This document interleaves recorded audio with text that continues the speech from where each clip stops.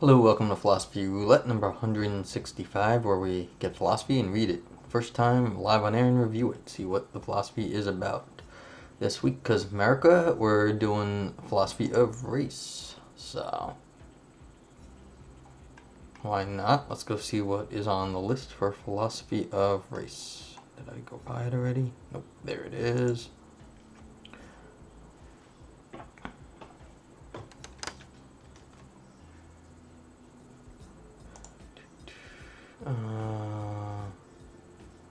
What was it? Listing? No, pub year. I was trying to figure out how to do this category-based search, so it's useful here. I think this is the right way to do it. You just have to go a page in because you get all these manuscripts that have no, like, are forthcoming, and you don't know what that counts as.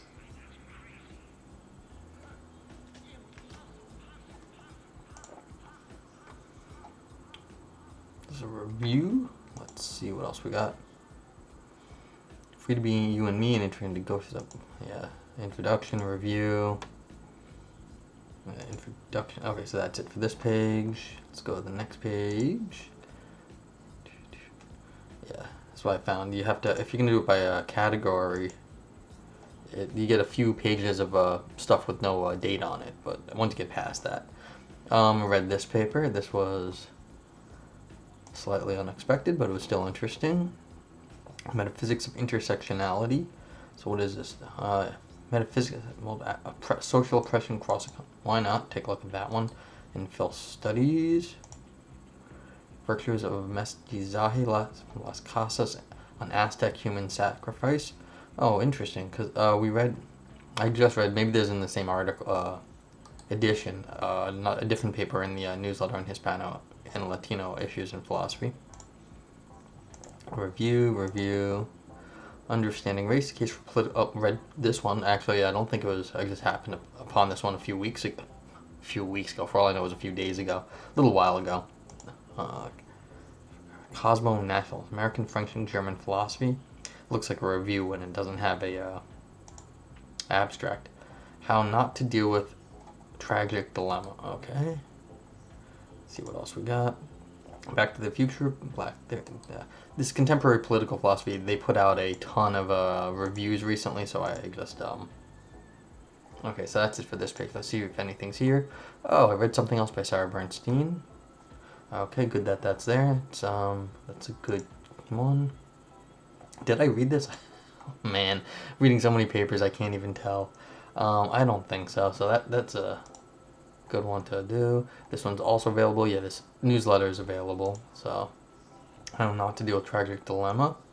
Alright, let's see if this is here, because you know what, I'm gonna save some of these for future, so I don't have to search around so much. And this one is probably a review on contemporary political, based on whatever else. Yeah, Columbia University Press. Okie doke. Not this. Abstract, get access. So no, this is not available to me. Okay, cool. So let's do, so I can save the Noel Birondo for later. But we'll do the Sara Bernstein. This I think will be my second paper by Sara Bernstein, I think. 18 pages. Okay, but double spaced. Cool. Yeah, because if I get over 16, I get into the hour 15, hour 20-minute mark, and I do try to keep this show capped at about an hour. So.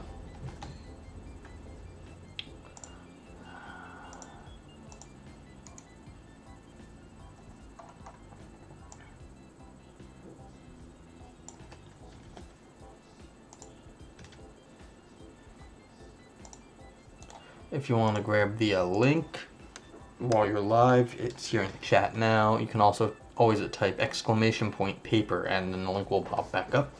And you can download that then, and you'll be brought back to this page, the Phil paper page, and you can grab it if you'd like. Okie dokie.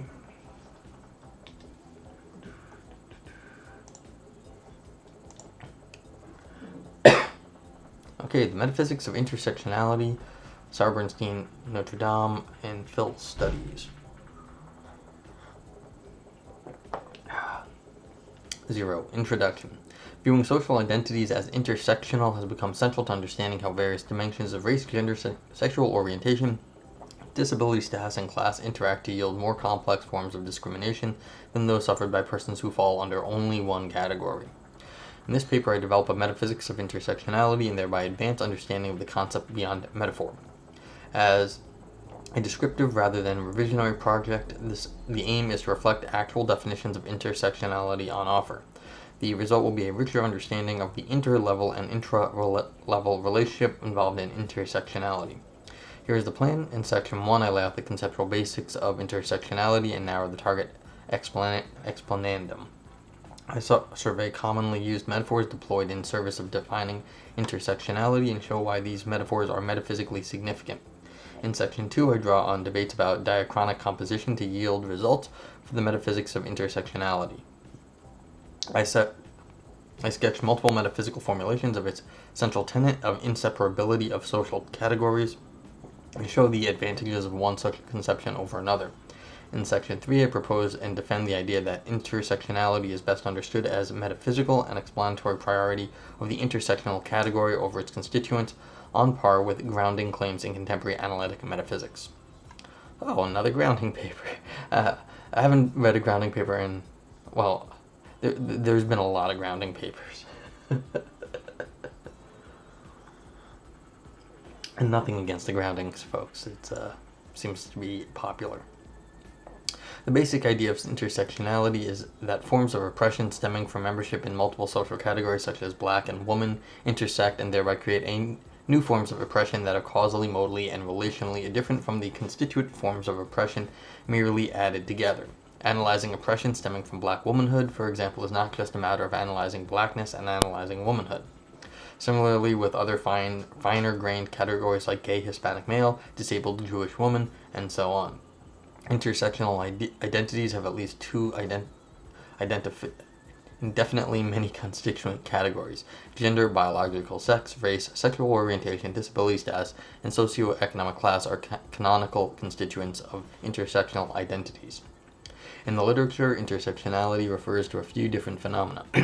Sometimes it refers to members of intersectional social categories, like black women. Sometimes it refers to forms of oppression faced by members of such categories. For example, those forms of discrimination faced by black women that are faced neither by women alone nor by black women alone. Intersectionality sometimes refers to a type or token of experience faced by members of such categories, as in experiences had by black women that are not entirely explicable by appeal to being black or being a woman. There is a causal theory of intersectionality, according to which intersecting systems of power produce effects on groups or individuals that would not be produced if the dimensions did not intersect. And intersectionality sometimes refers to a method of theorizing from or about specific viewpoint, as when one is theorizing from the perspective of a disabled Jewish woman. I will assume that all of the above phenomena are worthy bearers of the label, but I will largely focus on intersectional identity categories as a target explanandum. I will not delve into detail about what I take categories to be, but I will assume for the sake of this paper that they are metaphysically substantive in the sense that they are more than mere collections of social classifications. They are the metaphysical umbrella under which oppressed groups fall, whether singly or multiply. I will not take a stand on some substantive issues about metaphysics of sex, gender, and race, though answers to those questions ultimately intersect with metaphysics of intersectionality. Yeah, read a few papers recently on all these sorts of things. Though there is significant controversy over both the usefulness of intersectionality and who is allowed to adopt it as a theoretical construct, I will assume that it is useful as a theoretical tool and that it is widely available to be discussed by those who wish to understand any system of interlocking social oppression. Okay, so this is sort of just laying out the terms of the debate here, I guess you could say. Okay. Though the intersectionality literature mostly focuses on intersectional minority identity and unique dimensions of oppression faced by such minorities, it is worth noting that all identities are to some extent intersectional in a broad sense of the term. Just as there are distinct forms of oppression for intersectional minority identities, there are distinct forms of privilege for non-minority ones. A white upper-class man, for example, is privileged in ways not entirely reducible to the joint features of being white, being a man, and being upper class. Philosophical interest in the intersectionality as a tool, therefore, is not restricted to those seeking to understand minority identities. On one way of thinking about it, we are all intersectional to some degree or another, or other. I will, however, restrict my focus to intersectional categories as they relate to forms of interlocking systemic oppression rather than intersectional categories, full stop. Now, this is an interesting problem right here, because this is looking like generally what happens, at least historically, is that the hard work is done by the minorities and then gets taken up by the academy.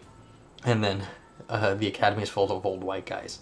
So it's just like, it seems like a precursor to something that wasn't intended going to happen. But that's just, maybe it's me being cynical, but like this is just the history of these things. So it's like, yes, once his work is done, and I read a nice paper a few days ago on, I forget, it was a modern philosopher, and basically the politics, and basically it was a revolutionary term about property of yourself, how you have everyone owns themselves in some sense, and so they're self-determined, and this was used as a revolutionary thing to say we have value, you can't govern us.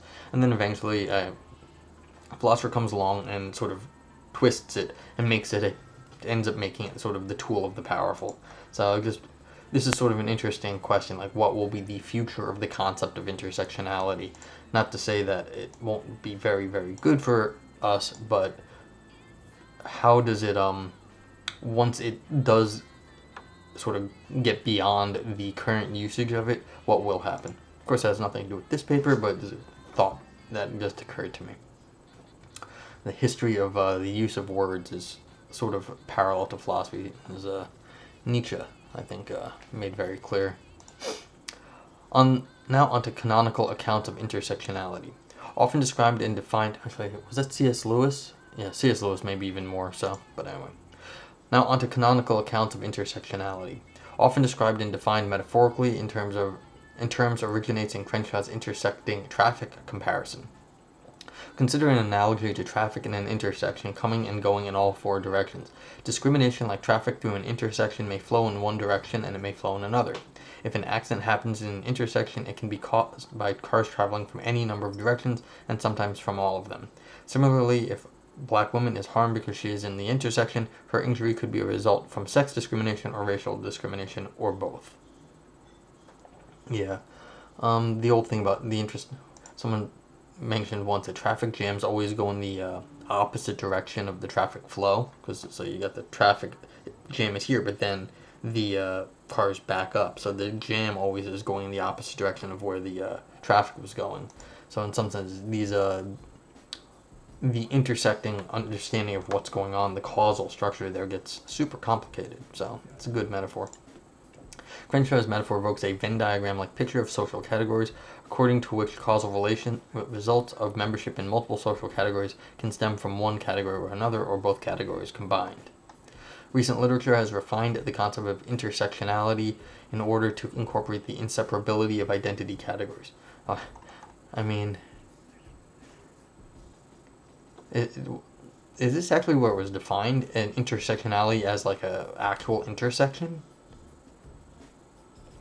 It originates in it. Oh, I did not know that. This is the actual. Okay, the concept arguably predates it, but this terminology is actually from car intersections. Interesting. Okay, sorry, I didn't sort of went right over my head. Recent literature has refined the concept of intersectionality in order to incorporate the inseparability of identity categories. Whereas non-intersectional approaches treat these aspects of identity as merely additive, what it is like to be a black woman can be neatly broken down into what it is like to be both of those constituents. Contemporary intersectional approaches treat these aspects as intimately attached. I see this as an anti-analysis approach too. You might consider this a lot of people try to do compositional approaches and saying you break it up into the composition. So this is an anti-compositional thing is how I would describe this, at least in terms of philosophy of language stuff. What it is like to be a black woman cannot be understood exclusively through appeal to separate identity markers matched together. See, composed. Thus, Gary's 2011 preferred metaphor for intersectionality attempts to capture the complex ways in which dimensions of oppression mix rather than simply being added together. We can replace vehicles with liquids to show the way in which some oppressions or privilege seem to blend or fuse with others. Different liquids, milk, coffee, nail polish, olive oil, beet borscht, paint in several colors, run down from different places at different altitudes into roundabouts. Some of the liquids run together, some are marbled with others, some stay more separate unless whipped together. For me, this image captures intersectionality better than many others, but it still cannot capture agency well. Yeah. Leaning on metaphor as well, Haslanger writes, the intersection of race and gender has an effect similar to overlapping different colored gels on theater light, as well as invoking inseparability of social categories as central to intersectionality. Experience is intersectional when it is the result of being socially positioned in multiple categories at once. Because I am socially positioned simultaneously as a white, able-bodied, affluent, and as a woman, my experience of being a woman is inflected by the ways that these other social positions affect me. There are many who have argued that the experience of being a woman or being white or affluent cannot be separate from the experience of other social phenomena because experience is not additive in the way that it would be required. Like Gary's metaphor, Haslinger's comparison suggests a complex, non-additive, intermingling, metaphysical relationship between different aspects of social identity. Both Gary and Haslinger's metaphors suggest not just a collection of inseparable identity categories, but a mixing or intermingling of them, such that the intersectional category is metaphysically different than the identity constituents merely stuck together. What it is to be a black woman cannot be understood solely by understanding what it is to be black and to be a woman. Okay, so we've got, this is anti-compositional as how my painfully analytic history should be obvious here. Is there anything to be said? Yeah, there could definitely be a compositional analysis of this stuff, so an anti-compositional take, because in philosophy of language, that's sort of, or philosophy of logic actually, you understand semantics, you understand meaning by breaking things down to their constituent parts, and this is saying no, that's the wrong thing. The more fundamental thing is the group, the intersection, the combination, not the parts themselves, and so the understanding of that thing cannot be done in sort of a compositional analysis. You can't decompose it into different pieces. Now the question, of course, then how do you understand it at all if everything breaks down into becomes a unique thing, because everything has many pieces together, and in the end it's a unique thing. It is not, unless you break it into a more general category, you can't even compare it to anything else because everything was unique. This is the only time that I'm saying this exact word right now, and that is a property of what I'm doing right now. So you can't compare what I'm doing right now to any other time because that happened then, this is now. This is now. That was then. And we're back to Spaceballs. But, so the question is, how is the author gonna slice this up at this point? Okay, so what's the metaphysics of non-compositional things? Which metaphor one uses might seem to be of little consequence philosophically. If the concept is to be understood in such a way, why split hairs over the best abstract comparison? As I shall show in the following sections, each metaphor yields metaphysical commitments that can serve as a guide to a more rigorous understanding of interconnected aspects of social and cultural identity. Let's call multidimensional identity categories like black women intersectional categories, and call their constituents like black woman identity constituents.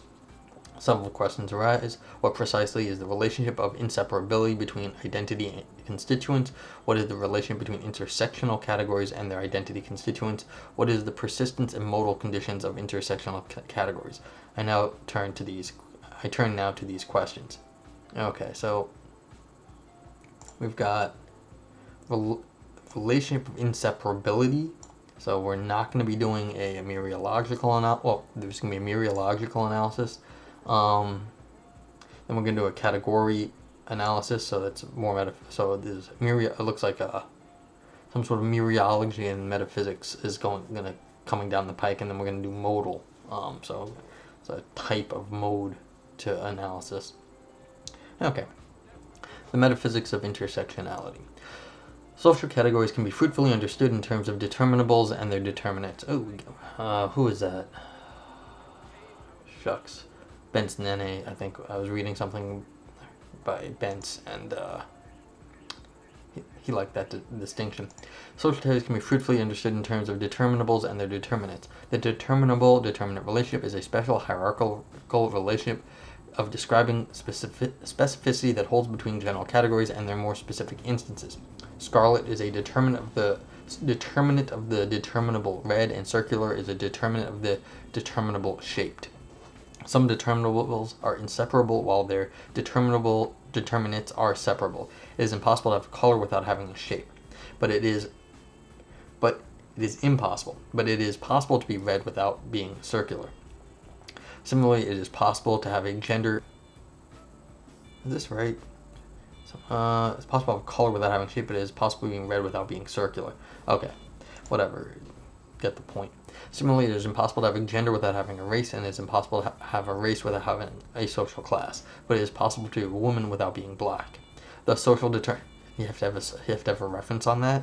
Okay, okay. It was a thanks to somebody. I was like, that one I thought would be pretty obvious. The social determinants such as gender, race, and class are inseparable, while their social determinants such as womanhood, blackness, and middle class membership are not. Yeah, thanks are good. Having to reference things that shouldn't be referenced is excessive. As a concept, however, intersectionality is a claim about inseparability of social determinants and not social determinables. So it's about social determinants, the end pieces, and so in some sense this is about the more specific things than the more generals. So there's goes back to, I think, the hexaity and quiddity, actually, this sort of distinction, the more general thing to the very specific thing. Intersectionality is not just about belonging to any gender and race, and any race. It is about belonging to a specific gender, for example, womanhood, and belonging to a specific race, for example, being black, and the way those determinate identities constituents interact with each other. But what exactly is this relationship of inseparability? First, what inseparability is not. It is not conceptual inseparability, since one can certainly conceive of one's identity constituent without the other. Conceptually coherent reasoning about swapping gender, biological sex, and race identity is common and unmysterious. Such reasoning often replaces one identity constituent with another while holding other constituents fixed. One might think, if I hadn't been a woman or if I hadn't been black, even if one is a black woman, identity categories are conceptually separable in principle and in practice. If I had more money. The sort of inseparability at stake in intersectionality cannot be modal inseparability, since clearly it is possible for one to be a woman without being black, and vice versa. Further, people can acquire and lose some identity constituents. They can change gender identity, religion, socioeconomic class over the course of a lifetime in ways that affect dimensions of oppression and privilege. Yeah, see, this is where we're getting to the logic here, actually. Modal inseparability. What is actually modally necessary?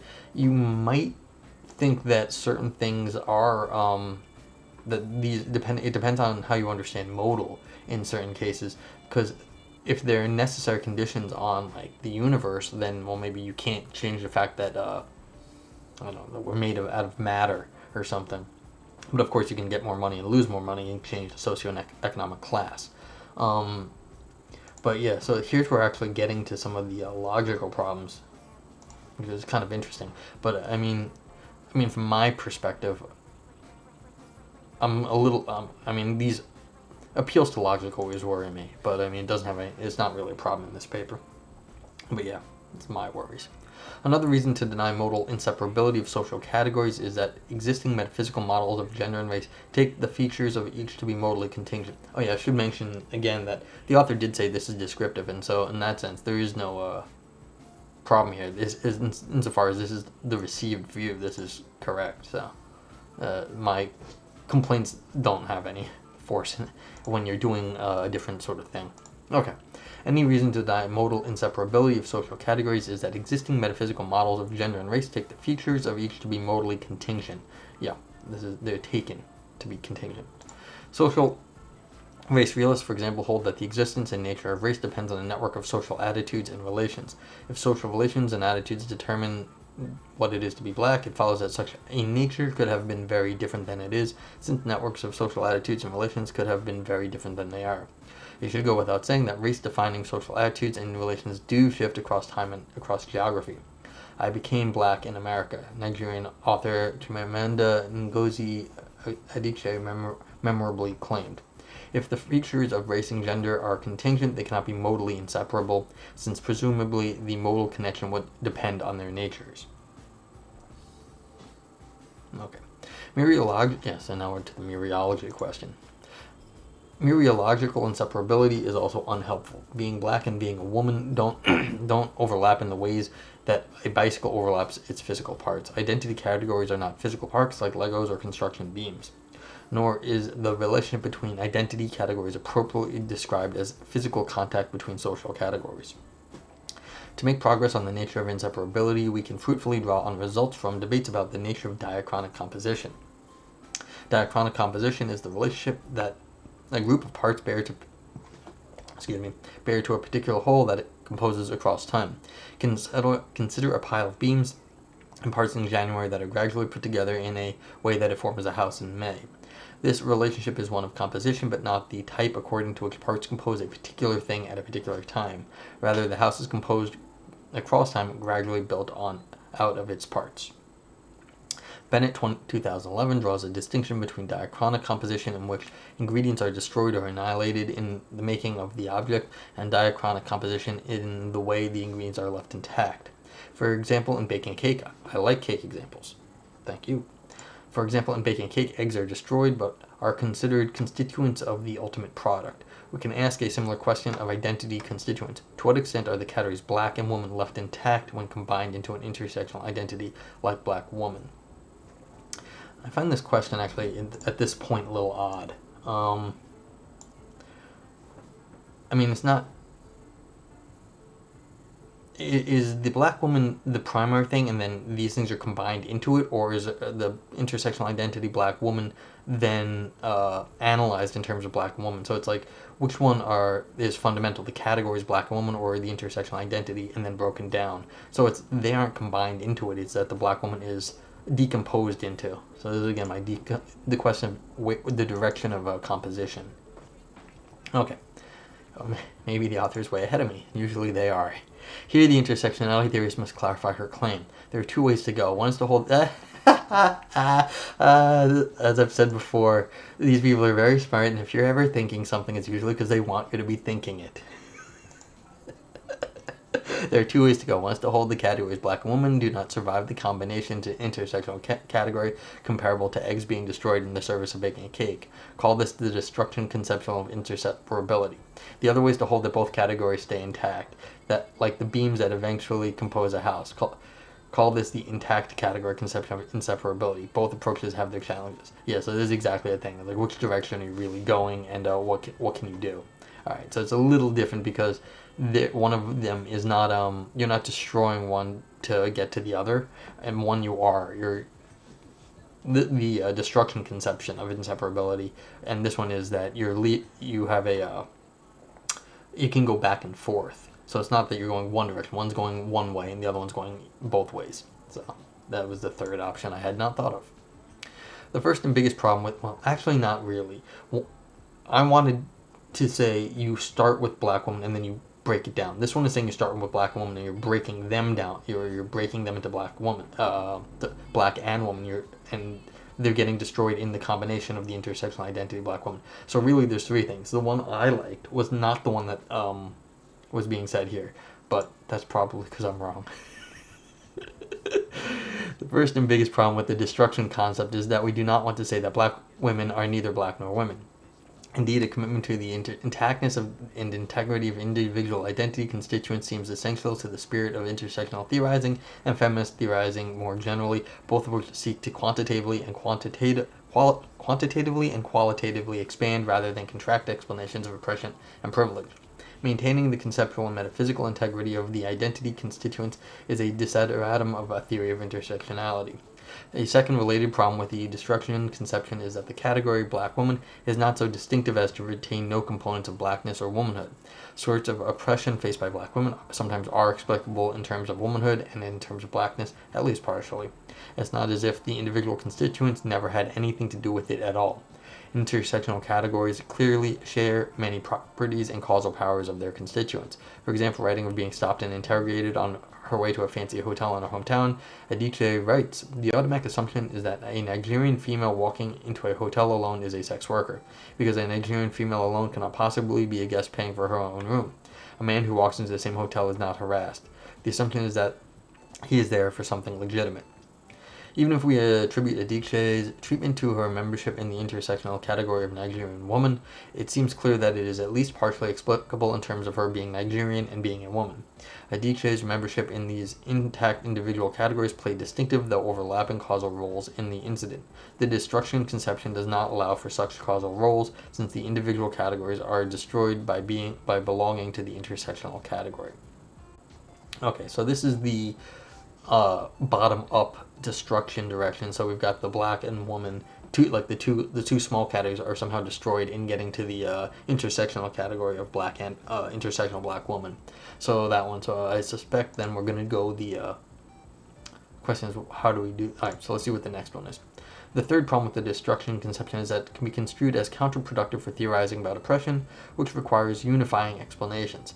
We want to be able to talk about forms of oppression and privilege shared by many women, not just talk about maximally specific forms of oppression and privilege. Citing a complex intersectional category such as black, disabled, straight, unemployed, middle-class woman born in 1956, it is helpful for assessing the very specific kinds of oppression faced by such a person. But theorizing exclusively about the finest-grained intersectional categories without regard to their individual constituents is not as explanatory fruitful as revealing the unifying features of social categories.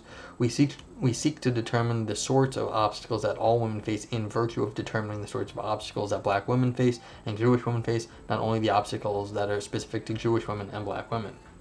Maintaining intact identity categories best respects the letter and spirit of intersectional theorizing. For methodological and first-order philosophical reasons, then the destruction conception is a non-starter. Yeah, because this was the problem of how fine-grained you're going to get. I did mention this above. Like I said, persons on top of. If you're thinking it when reading a philosophy paper, it's likely because they want you to be thinking it.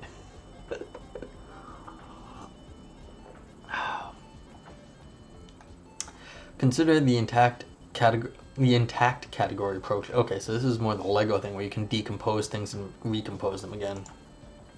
Consider the intact category approach, which holds that identity constituents survive when combined into an intersectional category. For example, blackness and womanhood retain their properties while subsumed under the intersectional category black woman. This approach avoids the problem of destruction of properties, the destruction of the properties of individual identity constituents, but incurs other ontological and explanatory burdens.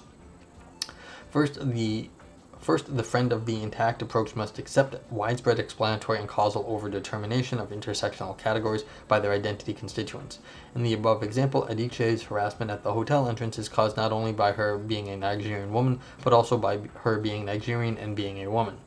Every causal outcropping of membership in an intersectional category will have multi-level causes and explanations. Some causes and explanations will overlap and some will not, but in many cases there will be causal and explanatory redundancy. As in the traditional setup of the causal exclusion problem, the alternatives to accepting widespread overdetermination are unappealing.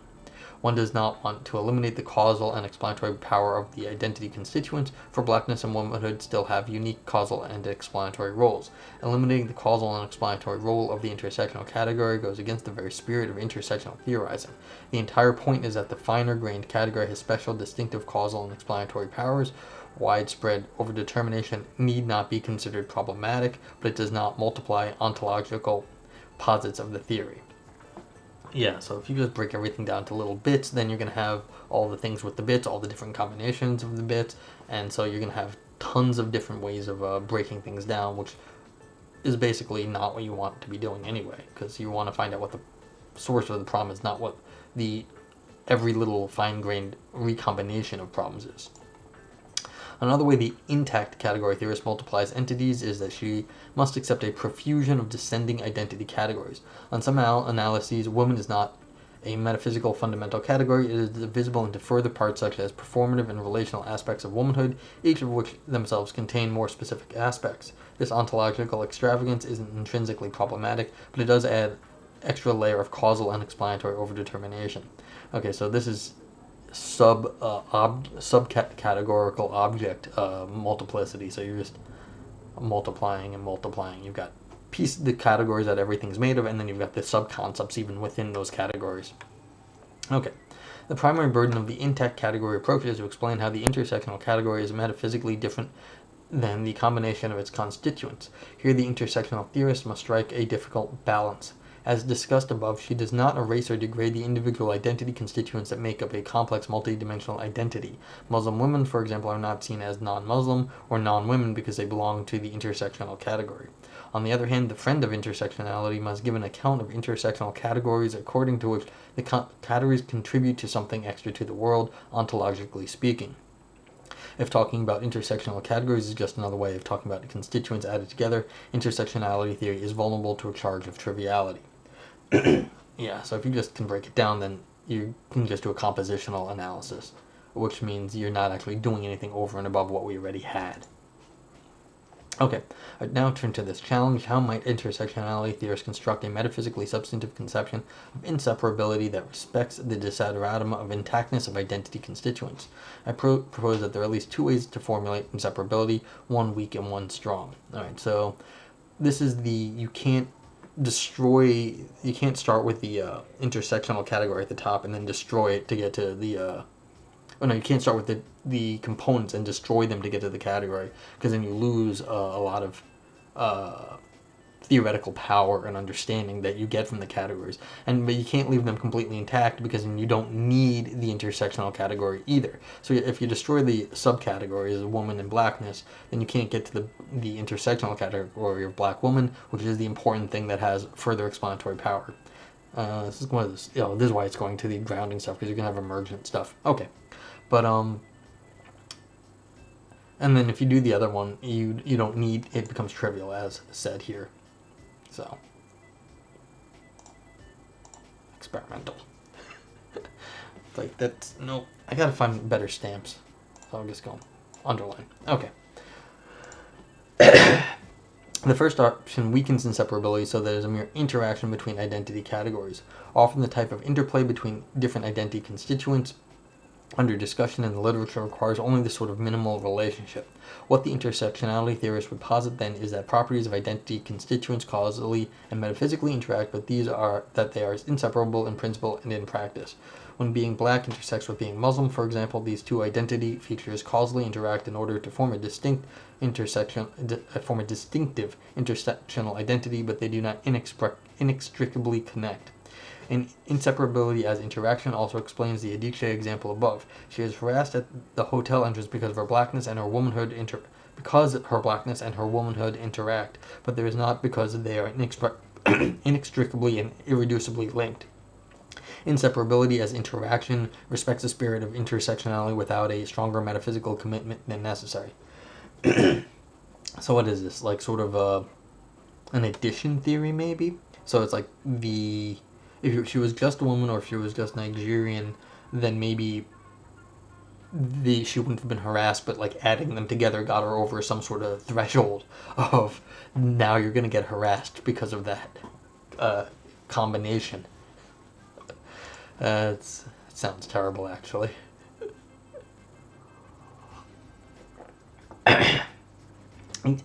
Given that many intersectional views are committed to constitution of social categories, however, the mere interaction view is weaker than many intersectional theories would accept here, because this is just an abstract sort of interaction like addition is.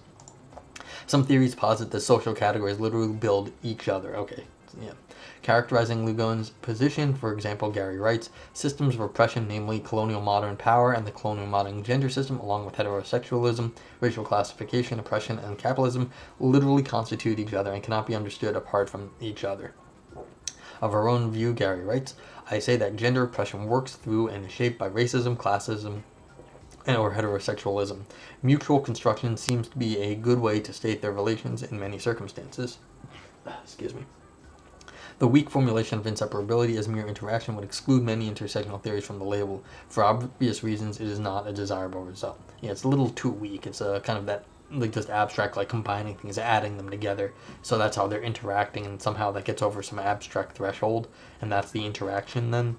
But yeah, it doesn't seem to understand how the categories are actually working together, and that's kind of what is going on here, because they literally constitute each other. They have causal connections. It's not that you're just somehow interacting at an abstract level, but something else is going on. That's the wrong sort of combinatorial understanding. Things don't just combine that way. A second stronger option is to view inseparability as kind of explanatory unity of the intersectional category. Explanatory unity, roughly, is the explanatory inextricability of one category from another within an intersectional category. On this view, it is not only is a unified entity more explanatory powerful than its constituents, but the unity is required to garner the correct explanations. Explanatory unity captures the central thrust of intersectionality. Alright, that's what I was saying before about the emergence. This unity in the explanation, you need that. It's sort of an emergent unity. Alright, so let's see where the author is going. Explanatory unity captures the central thrust of intersectionality, that social categories intermingle in meaningful, important ways while avoiding the problem of conceptual inseparability, modal inseparability, and social category interaction. To some extent, the literature already treats intersectional categories as internally explanatorily unified. The best explanation of norms governing hair on black women, for example, stems from the norms governing the behavior and appearance of black women as a single unified category. This also holds for truths for social phenomena as black toxic masculinity, Jewish womanhood, and white cisgenderhood, all of which are more suited to explanation backing as unities than their individual constituents stuck together. As I will argue shortly, explanatory unity also comports with a systematic metaphysics of intersectionality. Okay, so this is how we're finally getting to the grounding stuff here. Let's get a little highlight on this. Explanatory unity. Before turning to this topic in detail, a recap will be helpful. I began by examining the nature of inseparability of social categories, the claim at the heart of intersectionality. This sort of inseparability, I claimed, cannot be modal or conceptual. Yeah. I proposed two competing pictures of the relationship between social categories: a destructive conception according to which constituent categories do not survive their subsumption into intersectional categories, and the intact category conception according to which social categories remain intact while subsumed into intersectional categories. I further proposed two different ways to understand inseparability under the intact category conception. One weakens inseparability to mere interaction. The other way views inseparability as a kind of explanatory unity. The latter, I will now claim, meshes well with a more general view of intersectionality as I explained as explanatory priority. Alright, so this is slightly different. We're getting to unity to priority. So we've got this, we're going from one to the other here. So how does unity go to priority is the question. And yeah, I'm suspecting it's a grounding emergence talk in some sense. It's going super analytic. Woo! Intersectionality is a metaphysical and explanatory priority of the whole over the parts. Thus far, I've largely focused on the relationship between social categories subsumed under intersectional categories, or what might be thought of as the same level of relationship between social categories. I turn now to a different issue. What is the metaphysical nature of the interlevel relationship between constituting categories and the intersectional categories that they make up? For example, what is the relation between individual categories black and woman and the intersectional category black woman? My positive answer to this question has two parts. First, I hold that the intersectionality can be fruitfully understood as a kind of ontological priority of the intersectional whole over the parts. Yeah. I just want to check the footnote there. This view is akin to Schaefferian priority monism about categories, according to which the whole is metaphysically prior to its parts. The framework of metaphysical priority is particularly well suited to the idea that the conjunction of same-level social categories are more than mere aggregates. On the idea of the priority of the whole over its parts, Schaeffer writes, I think common sense distinguishes mere aggregates from integrated wholes. Common sense probably does endorse the priority of the parts in the cases of mere aggregation, such as with the heap. Yet common sense probability endorses the priority of the wholes in the case of integrated wholes. Thus consider the circle and its semicircles, or even more gerrymandered divisions of the circle. Intuitively, the circle seems prior. The semicircles represent an arbitrary partition on the circle. Viewing the intersectional category as more fundamental than its constituents does justice to the idea that the intersectional categories are more than mere aggregates, without resorting to the metaphysical unclarity and internal instability of other sorts of something over and above ontology, including non-reduction and emergentism. Yeah, that's what I was getting at. I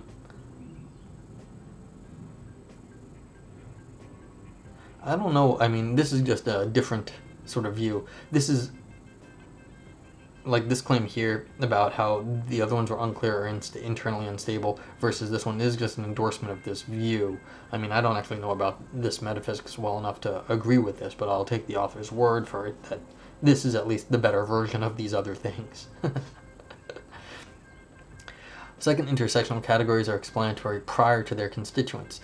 As a first pass, A is explanatory prior to B if B is partially explained in terms of A, but not vice versa. To draw an example from uriology, parts are often viewed as explanatory prior to the wholes that they compose. The direction of explanatory priority is often seen to run from makers to makees, lower level things to higher level things, and finer grain to coarser grain features. The parts of the bike explain the bike, the micro level objects explain the macro level objects, the property being a scarlet ball explains being a red ball. Relevant for the present discussion is that conjuncts are most often viewed as explaining their conjunctions. The fact that I'm tall and the fact that I'm curly-haired explain the fact that I'm a tall, curly-haired person. Yes, and finally we've got to the composition issue here. They go on the other way. My central claim is the opposite. The intersectional categories are explanatory prior to their constituents, rather than, say, I just want to point out that I got something right for once. My central claim is the opposite. Intersectional categories are explanatory prior to their constituents, rather than the conjuncts explain the conjunction explains the conjuncts. The intuitive idea is that in understanding black womanhood, we thereby understand blackness and womanhood. Being a black woman explains being black and being a woman. Features of blackness and womanhood are at least partially explained by black womanhood. Intersectional explanations are more informative than their explanations exclusively involving identity constituents. The view seems counterintuitive at first. Shouldn't it be the other way around? There is a temptation to black womanhood by explaining blackness and womanhood, not vice versa. But granting metaphysical and explanatory primacy to the unified category provides the best metaphysical model of intersectionality. A central tenet of intersectional theorizing is that blackness and womanhood mix and interact in such a way that one or the other, both separately, do not exhaust the explanatory space of black womanhood. Membership in the intersectional category results in specific experiences and forms of oppression distinct from those faced by individual categories. Further, individual identity constituents can be better understood by appealing to their intersectional category. Let me just one sec. I want to look at this. Alright, this is just... Okay, I'm just trying to understand the rhetorical... the argumentation here. Further, individual identity constituents can be better understood by appealing to the intersectional category. Racist norms surrounding black women's hair, for example, provide information about social norms for blacks and for women. in issues surrounding norms of behavior of Hispanic gay couples looking to adopt currently reflects prevailing heteronormative values and white values. Issues surrounding the wearing of the hijab by Muslim women reflect norms about women and about Muslims. Intersectional categories are mirrors of their constituents. Viewing intersectionality as metaphysical and explanatory priority of the intersectional category over its parts has several additional virtues. First, such a view comports with the meaning and usage of social categories in real intersectional communities. The term misogynoir, don't know that word, coined by Moya Bailey to describe a specific kind of misogyny aimed at black women in popular culture, illustrates the explanatory priority of black womanhood over blackness and womanhood. On coining the term, Bailey explains, I was looking for a precise language to describe why Venetia McBride would be shot in the face, or why The Onion would think it's okay to talk about, don't know how to say that either, the way they did, or the hypervisibility of black women on reality TV, the arrest of Shanisha Taylor, the incarceration of Cece, Laverne, and Lupita being left off the time list, and continued legal action against Marissa Alexander, the Twitter dragging of black women with hateful hashtags and supposedly funny Instagram images, as well as how black women are talked about in music. All of these things bring to mind misogynoir and not general misogyny directed at women of color more broadly. The idea here is that there is a very specific kind of racialized misogyny leveled at black women in popular culture, distinct from racialized misogyny more generally. A derivative term, transmisogynoir, the particular sort of oppression aimed at trans black women, arranged in misogynoir. Yeah, so building, this is like German, just keep building bigger words. Other examples abound. Of trans women, Becker writes, "It is a fact that in some trans community contexts, the meaning of gender terms such as woman are altered and their extension is broadened. Trans woman is taken as a basic expression, not as a qualification of the dominant meaning woman. When I say trans woman, it is basic. I mean that it does not root through the question of whether woman applies or not. That is, the criteria for the correct application of trans women do not depend on criteria governing the application of women." Yeah, I think this is one of the things that people get very angry about in the, like you see the conservative people who don't like this. This is what they get very, very angry about. They're like, well, I know what a woman is, and that's what a woman is. It's like, well, why do you get to define that? But who gets to say what's fundamental here? And so this is, I think, one of the big things that is sort of overlooked by the privileged folk, that they get to understand what a woman is first, and then everyone else's is derivative. And so this is saying, look, there is no derivative here, it's basic. The more specific thing is more basic than the general term. In trans communities, trans woman is often viewed as a metaphysically basic category rather than a modification of womanhood.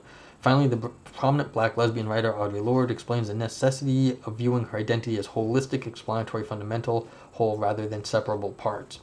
As a black lesbian feminist comfortable with many different ingredients of my identity and a woman committed to racial and sexual freedom from oppression, I find I am constantly being encouraged to pluck out one aspect of myself and present this as the meaningful whole, eclipsing or denying the other parts of self. But this is a destructive and fragmenting way to live. My fullest concentration of energy is available to me only when I integrate all the parts of who I am openly and allowing power from particular sources of my living to flow back and forth freely through all my different selves without the restriction of externally imposed definition. Only then can I bring myself and my energies as a whole to the service of those struggles which I embrace as part of my living. And finally, feminist writer Gloria Anzaldúa conceives of an integrated whole split only by labels. Think of me as Shiva, a many-armed and legged body with one foot on brown soil, one on white, one in straight society, one in the gay world, the man's world, the woman's one limb in the literary world, another in the working class, the socialist, and the occult worlds. A sort of spider woman hanging on by one thin strand of web. Who, me, confused, ambivalent? Not so. Only your labels split me. These and similar examples suggest that the metaphysical frame of explanatory priority does justice to real-life uses of intersectionality. Intersectionality as explanatory priority permits neutrality on the comparative fundamentality of identity constituents. Academic sociology, psychology, and gender studies have seen decades-long debate over whether race, sex, gender, or class are more fundamental than each other. Some sociologists, for example, view race as being most fundamental predictor of socioeconomic class, and thus more fundamental than biological sex or gender. Others view sex and gender as being more fundamental to human experience than race. Still others hold that socioeconomic class is the most explanatory and narratively powerful feature of human lives. A benefit of taking the intersectional category to be the most fundamental, that is, that one need not view one identity constituent as more fundamental than the other. The best explanation is the unified category rather than its constituents. Such a view has theoretical virtues not only as a philosophical position, but also as an intellectual and empirical approach to social categories more generally. Conclusion. This paper has offered a metaphysical theory of intersectionality, paying special attention to the contours and uses of the concept in the prevailing literature. Understanding the interlevel and intra-level metaphysical relationship between social categories sheds new light on lived experiences of those who fall into multiply minority social categories. Modeling intersectionality with the metaphysics enriches our understanding of the phenomenon and the metaphysics and explanation of interlocking systems of oppression more broadly. While I hope to have convinced the reader of the strength of my particular position, I hope even more to have laid the groundwork for a metaphysical approach more generally. Okay, good paper. Actually, very good paper, because it's getting the like these like two sort of philosophies together is always very difficult. Because like anything that any two philosophies that haven't really been I guess you could say like talking to each other, which is the grounding literature and the sort of philosophy of race. That's always a good, like if you can do like really connect two things that hadn't been talking together, that's always very good. This also is well written, which I appreciate. So the examples were good, the quotes were good, and so that way you can sort of sink your teeth into how to understand the analysis of intersectionality in terms of explanatory priority. Now, as the author said, this was a descriptive project. The project described intersectionality in terms of the metaphysics. So it wasn't showing what it should be or could be or might be under different metaphysical conditions and what should be done. It's not normative. This is just explaining how to go about understanding the concept of intersectionality in terms of this grounding, the modern metaphysics of grounding, which is explanatory unity, I guess. They had the quote by Schaffert, or whatever it was. So there is the question of what would be the next step in terms of maybe metaphysical development here, if there was a normative aspect to go along with this. So where was the thing I got right? I just want to find where I got right. Well, the question is exactly what, just because the explanatory priority is the way that people understand it. No, that's kind of what I just said. Like, why is this prior? Instead of, this is a metaphysical picture of what was given by the intersectionality. Now, the question is, why is this the right picture of it? Is a different question too. But we've got priority monism, yeah, about categories. And then how does that actually relate to how to break things down? So exactly what, given your explanatory prior, then how do you go about breaking down categories in the right way? And maybe that's more of a practical question, especially with like the intersectional categories. How you break it down basically is going to reveal your you could say your biases maybe, or what your strategy is for understanding the problem, but and where you start also, what counts as the fundamental category. So we need to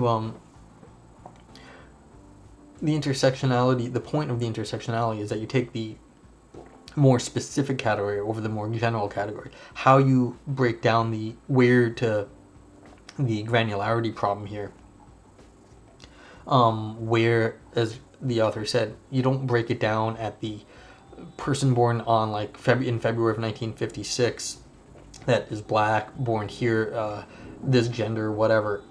So, but what level is the correct intersectional category that is fundamental?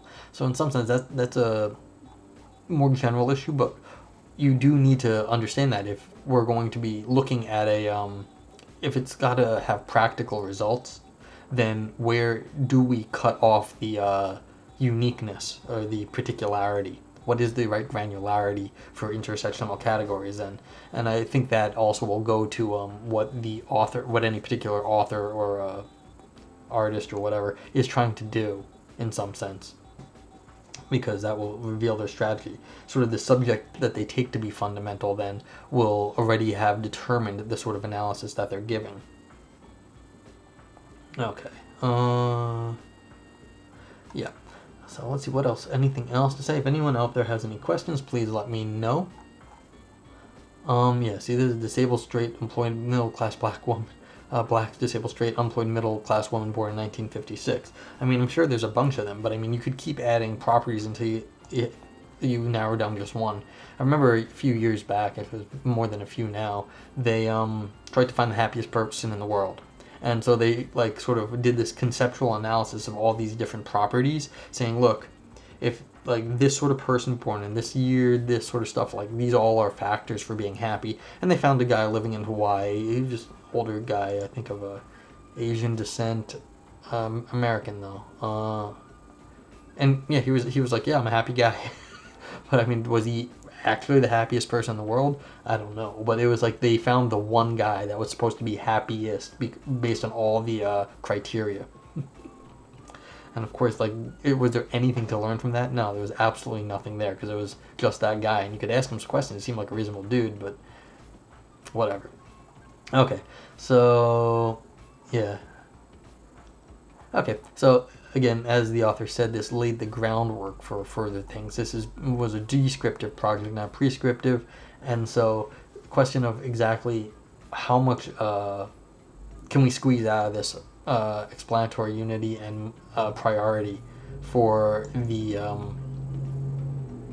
actual projects of philosophy and race. I mean, that remains to be seen. Now, yeah, so that's always a problem. If you're going to do metaphysics, how practical does it get? But I think I think the author basically accomplished the goal, though, so should be useful. Okay, if no one else has anything else to say, this was a nice paper. And I'll be back tonight with another paper. Okay, have a good night, everybody. Please, have a good day. Please stay safe out there. Please. Bye-bye.